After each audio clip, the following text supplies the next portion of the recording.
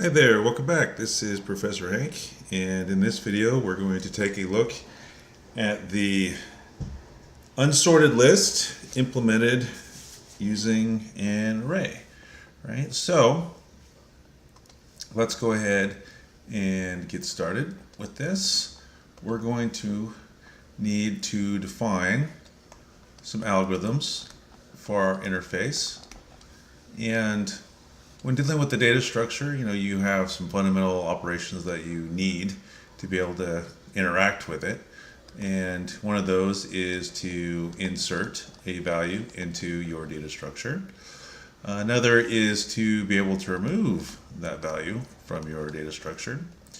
Another one would be to search the data structure. We'll call that one find for our unsorted list.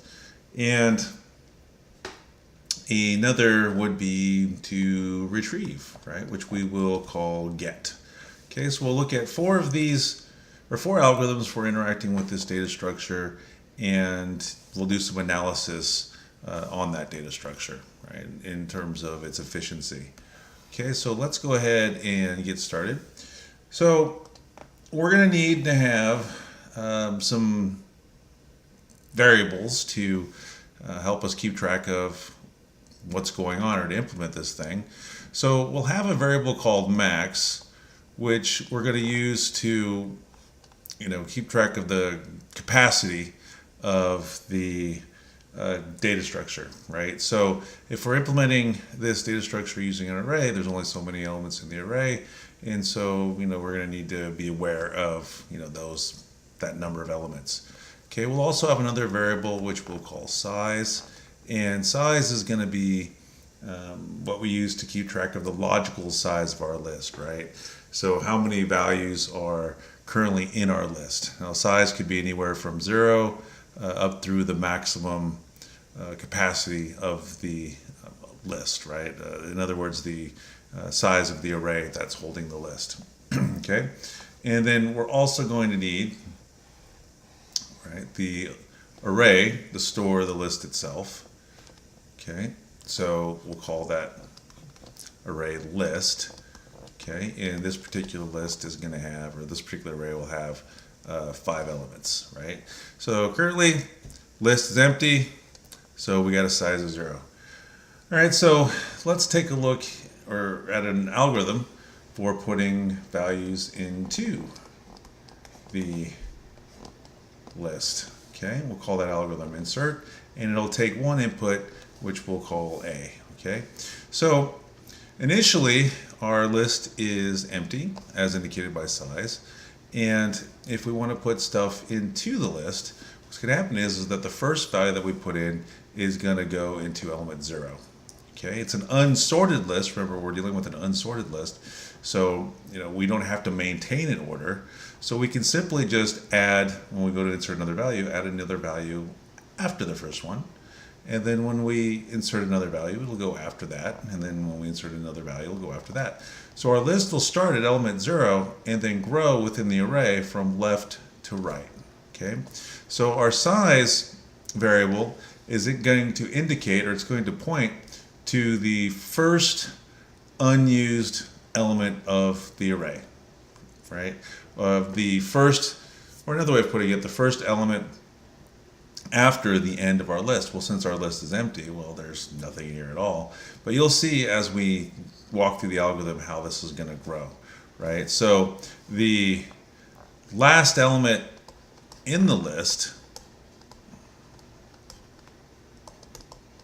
is actually going to be at size minus 1, okay?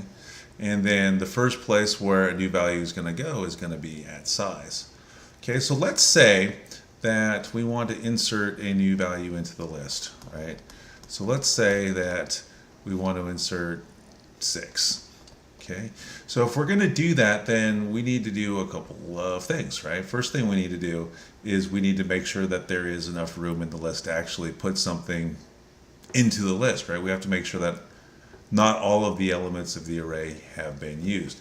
So how we can do that is we can just check, right? We can check to see if size is less than the capacity of the list, right? So if size is less than max, then we're good to go, right? But as soon as size equals max, as soon as size is 5, well then, we're full up. There's no more empty elements of the array to put something into. All right, so if size is less than max, then we need to assign to the list the value that we're trying to put in here, right? So where within the list do we put this? Well, where we're going to put it is we're going to put it wherever size currently is at, right? So if size is currently set to 0, right, that means there's nothing in the list, but it also means that that's where we're going to put our value. Okay, so we'll put A inside of list of size. Okay, so that means that 6 is going to go right there. Okay, now obviously size no longer 0, right? We have something in the list now, so we're going to need to increment that size variable, right? So we'll just overwrite, assign to size plus 1, right? And so that's really all there is to it for the insert algorithm. So let's see another example. Let's say that we're going to insert 3 this time around. Okay, so what happens? Let's go to our insert algorithm. Is size less than max? True, because 1 is less than 5. So then we go to the next step. Let's assign A to list of size. Well, size is now 1, so A is 3, so we're going to put 3 right there. Okay, and then our next step in our algorithm, increment size. Okay, now let's say that we want to insert one last example. Let's say that we're going to insert 4. Okay, go back to our algorithm. Is size less than max? True. 2 is less than 5. So then we assign to list of size A, which is 4, and then we increment our size variable. Okay. All right, so that is the insert algorithm in a nutshell. Okay, let's do a little bit of analysis. Okay, big O analysis down here. Okay, so one way that you can perform analysis on an algorithm is to count how many operations occur, right? So if we go through and we look at this, every time we go to add a value to our array, we have to check to see if the size is less than max, right? So that's one operation. If it's true, then we have to assign A to list of size, so that's another operation. And then once we've done that, we have to increment the size variable, right? So we've got a size plus 1, that's one operation, and then we've got our assignment, that's another. Okay, so that means that we've got 4 total operations. Now, it doesn't matter how big the array is, right? If the array could be 5 elements long, it could be 20 million elements long, it doesn't matter. It's always going to be just 4 operations, right? So if we want to be precise, that means that this algorithm executes with an efficiency of big O of 4, right? But we can reduce, because of the way big O works, big O of 4 down to big O of 1. So what that means is that this algorithm, executes not in linear time, I can't spell, in constant time. Very, very, very, very fast. Doesn't get any faster than that. Okay, so let's go ahead and look at the next algorithm. Okay, and the next algorithm is going to be our remove algorithm. Okay, so in this algorithm, what we're going to do is we're going to take A as an input to the algorithm, and A is going to be used as a subscript to determine which element we want to remove, or which item in the list we want to remove. Okay, so let's draw ourselves an array. Okay, and this is a really simple algorithm, and it's really fast. Okay, because it doesn't depend on the size of the array or anything like that. So here's our list. Element 0, 1, 2, 3, 4, 5. Okay, max in this case is what? Is 6, because there's 6 elements. And our size, let's just go ahead and fill the array up. Right? 8, 6, 7, 5, 3, 0. How about that?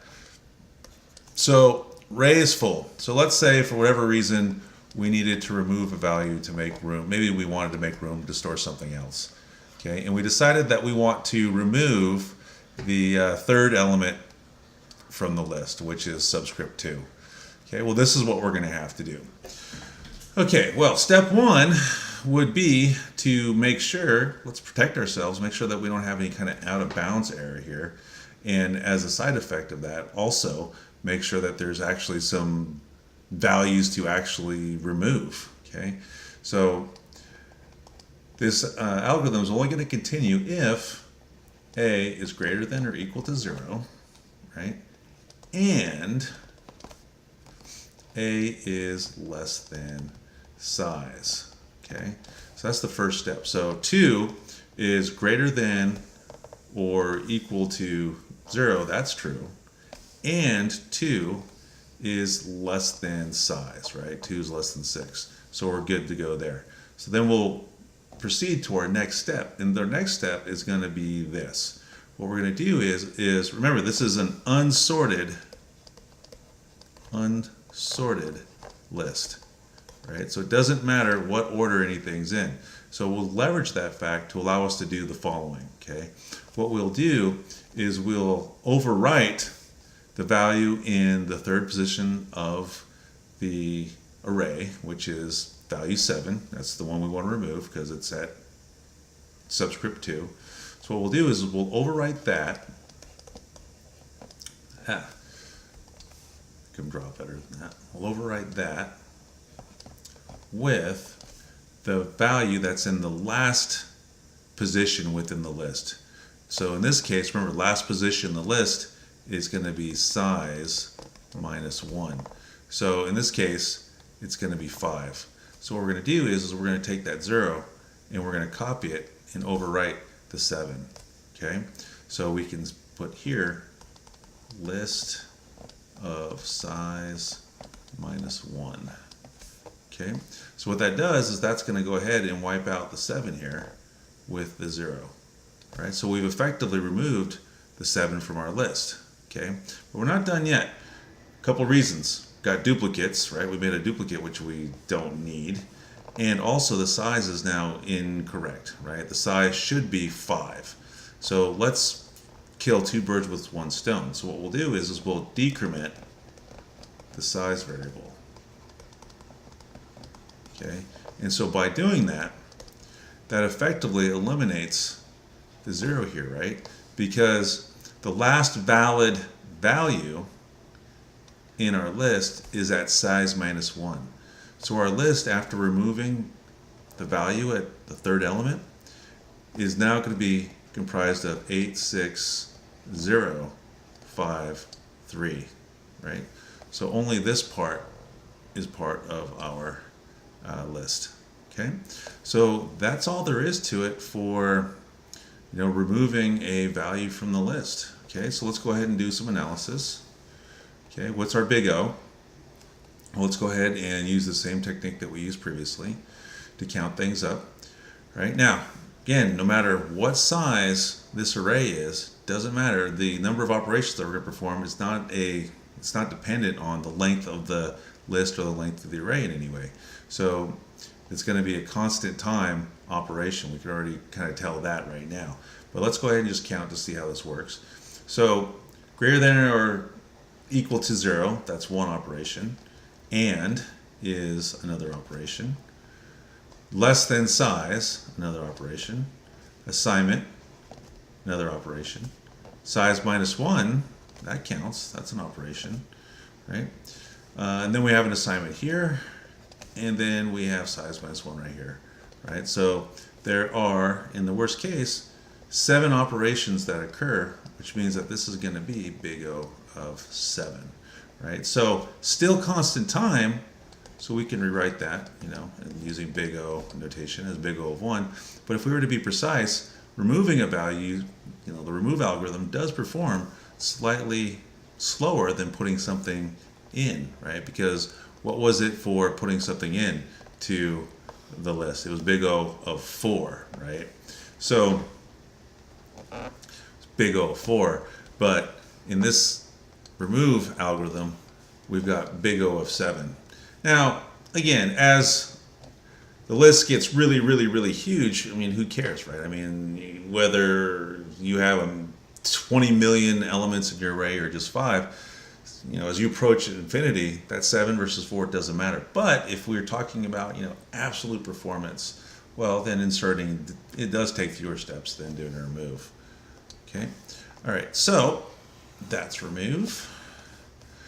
Okay, so then let us look at the next operation, right, which is get. Okay, we want to be able to retrieve a value from our list. Okay, and we're going to find out that this is really fast too. Okay, so we got a list that has a maximum capacity of 5 in this case, and let's say that the size is, in this case, 4, right? Okay, so that means that our list, the valid values in our list are 0, 1, 2, 3, right? All the elements from 0 through 3. So the valid list in this case is 8, 6, 7, 5. Sure, there's a 3 there, but that's past the end of our array, right? That's not logically part of our list. There's a value inside that element, of course, because there's no such thing as an empty array, but who cares, right? The last valid value in our list is at size minus 1, okay?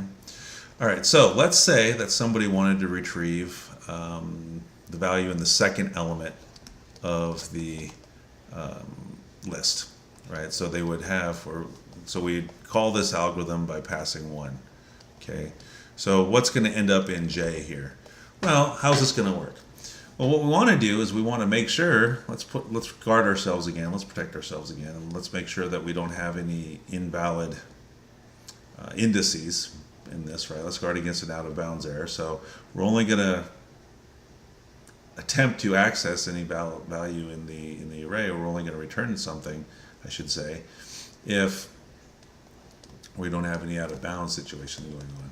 So only if a is greater than or equal to 0, oops, and a is less than size. Right? That's to prevent us from trying to retrieve a value from list of -10 or list of 8 or something, right? Obviously only 0, 1, 2, 3, and 4 is valid. Okay, so if a is greater than or equal to 0 and a is less than size, then what are we going to do?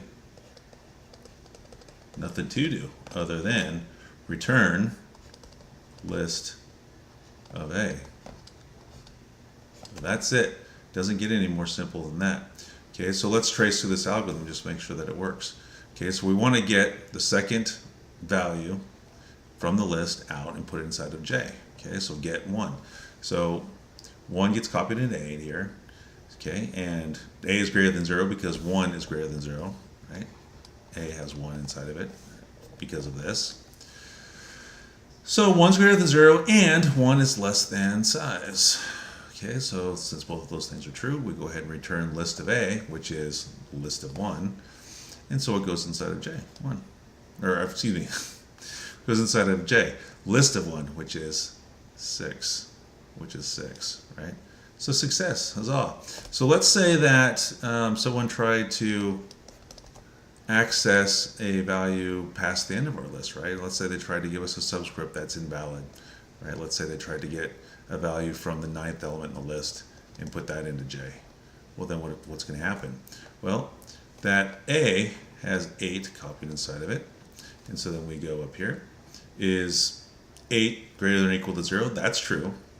But is it also true that 8 is less than size? Well, that's false, right? Because 8 is definitely not less than 4. So our algorithm's over right there, and we've protected ourselves from accessing an invalid memory location. Okay, so that's it for the get algorithm. It's as simple as you can imagine. Let's go ahead and do some analysis. Let's go ahead and do some big O here. Count the operations. And this is going to be a linear time, excuse me, I keep saying that. It's going to be a constant time algorithm also, because the number of operations isn't going to depend on the size of the array. Okay, we're not getting every single value out of the array. We're just trying to get 1. So let's go ahead and count the operations.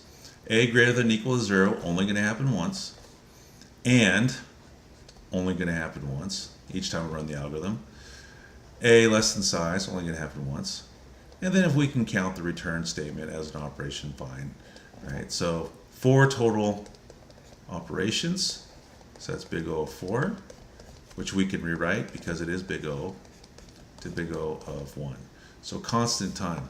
So we can see that this big O of 4 indicates that to get a value out of the array, interestingly enough, or out of the list, is going to take about the same amount of time, same amount of operations as putting one in. Right? So if we're going to be precise, they're both big O of 4, but big O of 4 still constant time, incredibly fast, very, very, very fast. Okay. All right. So let's look at the last operation that we introduced, which is going to be find. Okay. So what's find going to do?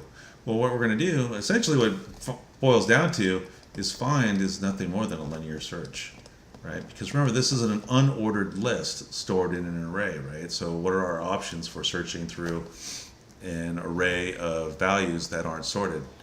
Linear search is it, right? And so our other option would have been binary search to search through our array, or other sorting algorithms too, but those sorting algorithms mostly, like the binary search, depend on the array being sorted, the list being sorted. This is an unsorted list. So those aren't options for us.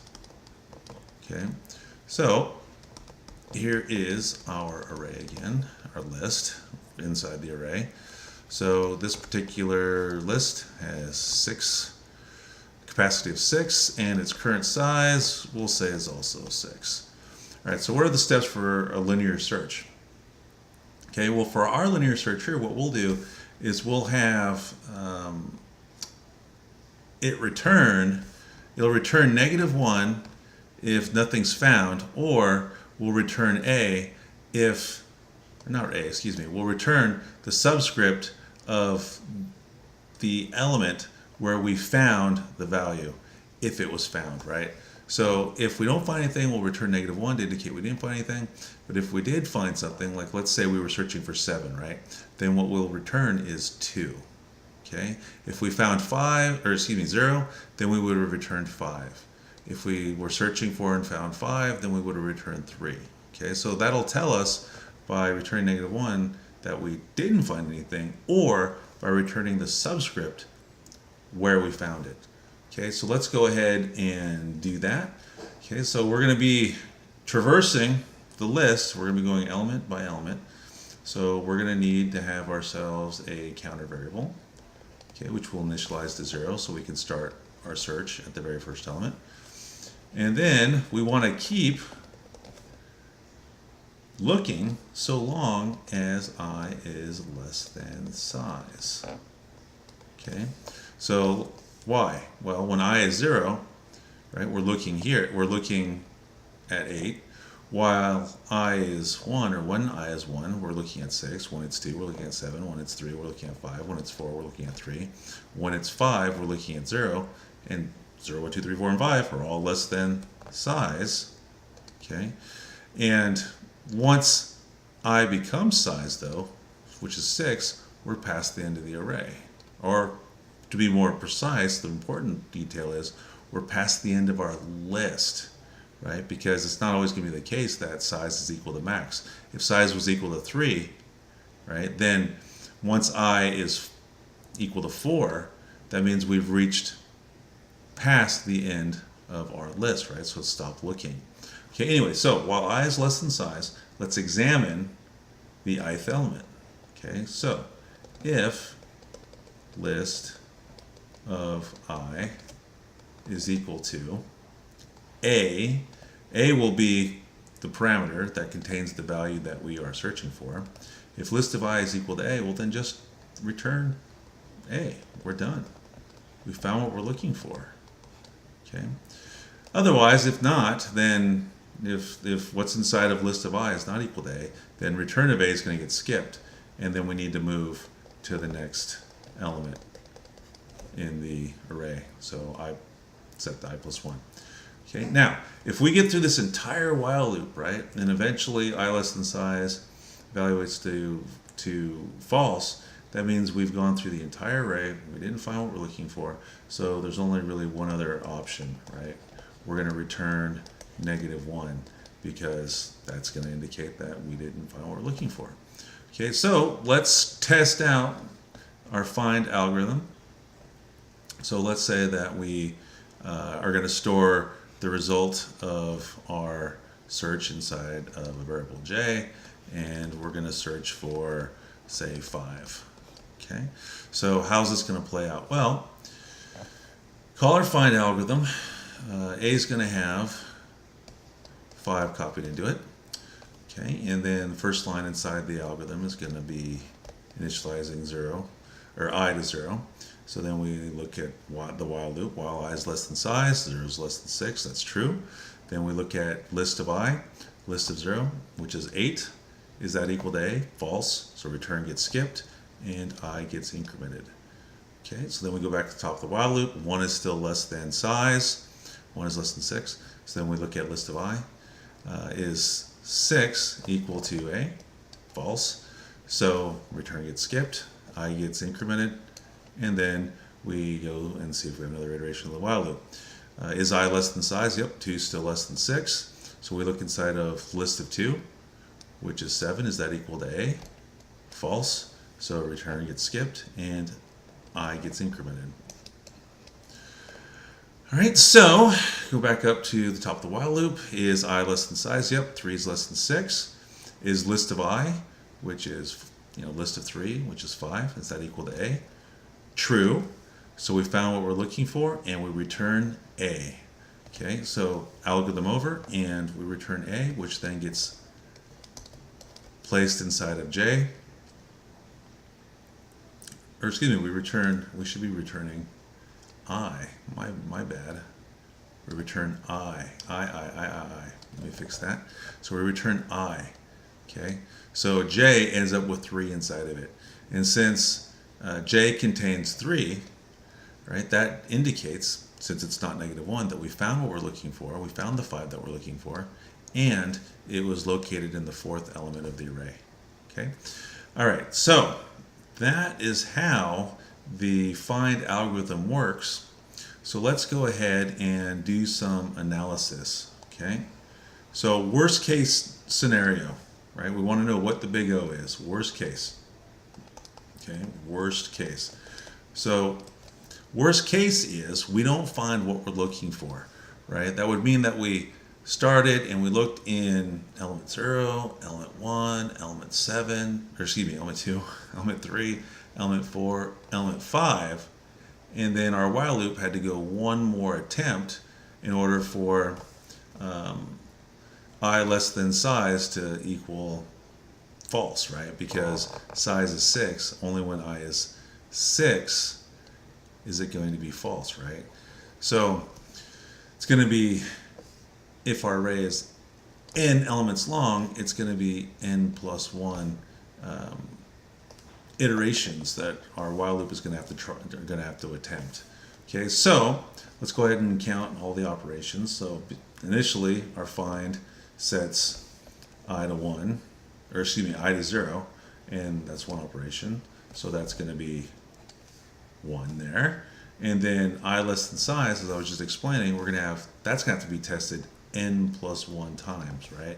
Because 0, not less than size, not less than size, 2, not less than size, 3, not less than size, 4, not less than size, 5, not less than size, but 6 is. So it only evaluates a false on the n plus 1th iteration. Okay, now, let's take a look inside the body of the loop. Right? In the worst case, we don't find what we're looking for, so return never executes, so we won't count that. But this right here is going to execute, right? We're going to check for this equivalence. This operator is going to happen for every single element, right? Because we're checking to see if it's what we want. So that's actually going to occur n times. Okay, so we got the 1 for this, we got n plus 1 for that, and then we've got n for this right here. Okay, and then once we get past the if, we have to increment I for every single element that we visit. Okay, so that's going to happen n times. Okay, then finally, if we don't find what we're looking for, we get through the entire while loop, we do have this return statement that's going to execute. So that's +1. So let's total this up, and what do we have? Right, we've got 1, 2, 3, 3 n's plus these 3 single operations here. So our precise big O is big O of 3n plus 3, which we can reduce because as n gets really, really large, right, as it tends to infinity, who cares about the +3?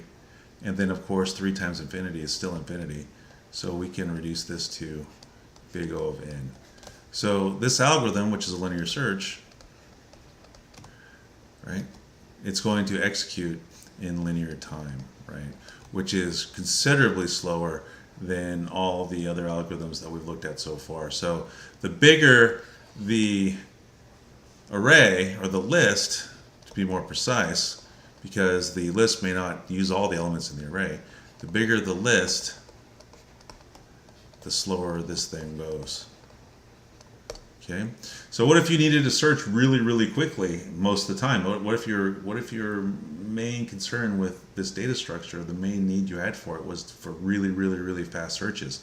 Well, then that may clue you in that maybe an unsorted list isn't what you should be using to solve whatever problem it is that you're dealing with.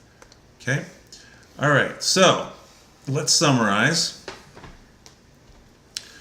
Okay, so here are the algorithms that we looked at, right, for our interface for,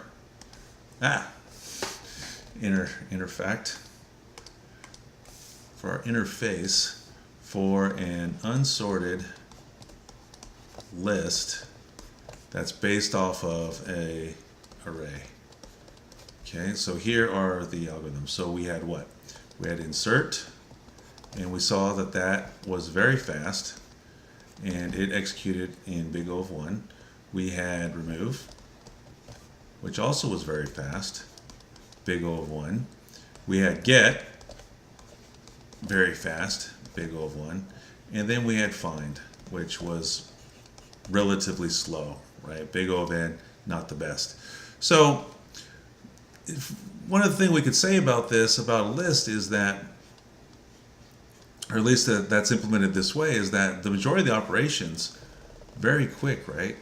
But one of the drawbacks is that, well, while the list is not completely full, right? So long as the array isn't using every single element to store the list, a list has as its drawback the fact that it's wasting memory. Right, so we could say that the con here is wasted memory, potentially, and we could say that the pro is fast most of the time. Okay, all right, so this video has gone on long enough. Let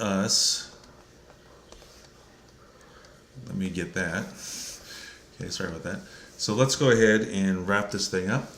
Thanks for watching. As usual, if you are a student of mine and you have any questions, please feel free to email me or stop by my office hours. And if you're anybody else, or heck, if you're even a student of mine and you like this video, feel free to give it a thumbs up. I don't even know if that looks like a thumbs up or not. And you could hit that subscribe button as well. All right. Thank you much for watching, and we'll catch you next time.